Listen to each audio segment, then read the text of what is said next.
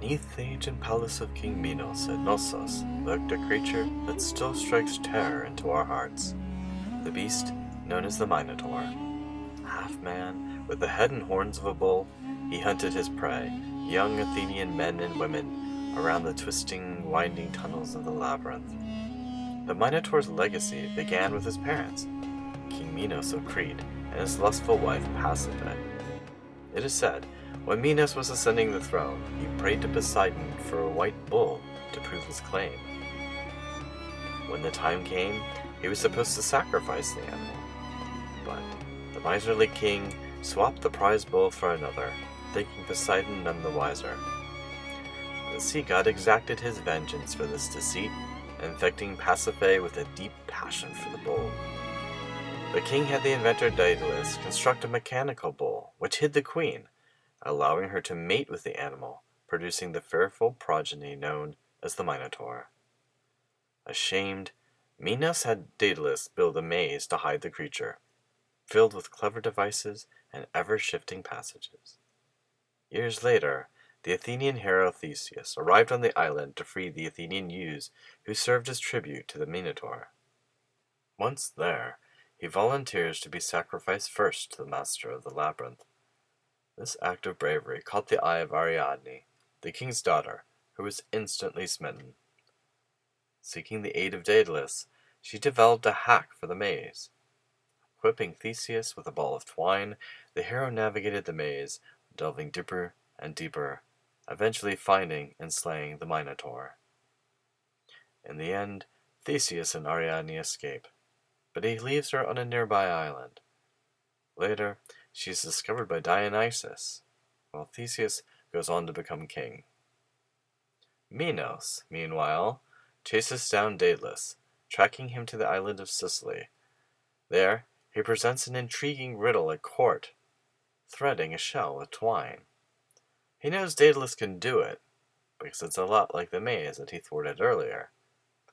Daedalus, unable to resist the challenge, lures an ant through the shell, with a promise of honey at the other end.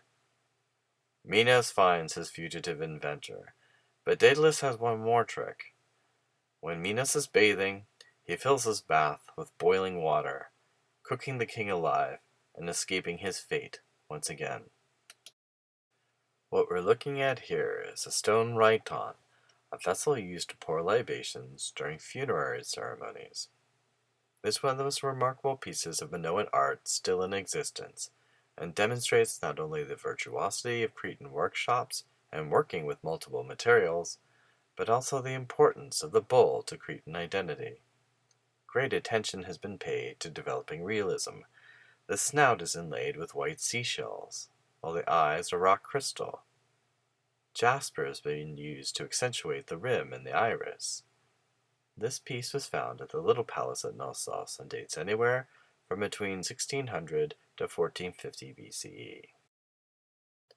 Next, we have an Attic black figure amphora dating to 550 BCE. At the center, we find the Minotaur and Theseus, surrounded by an audience of sacrificial youths. Theseus is seen slitting the bull's throat, as if a sacrifice to Poseidon. He is completing the task Minos could not, and thus shows his piety to the gods. The figure of a bird appears below the feet of Theseus, and it has been interpreted as the spirit of the Minotaur leaving as he dies. It's quite sad, for it shows that he, the creature, has a human side, despite being monstrous. A kylix from about the same period and attributed to the Euripides painter emphasizes the Minotaur's barbaric nature. While Jason attacks with a sword, a sign of metallurgy and technology, the beast, in contrast, grabs a pair of stones. Finally, we have a mosaic recounting the famous myth from the island of Cyprus.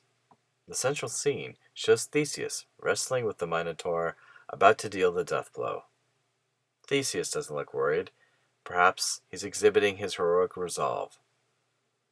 To the left of Theseus appears the personification of the labyrinth itself, suggesting perhaps the maze had a mind of its own. Above him, we can see Ariadne holding her ball of thread, while the top right has the personification of Crete.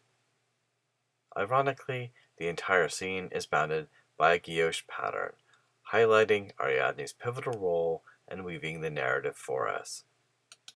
Thank you for watching, and I hope to see you next time on Magic, Myth, and Monsters.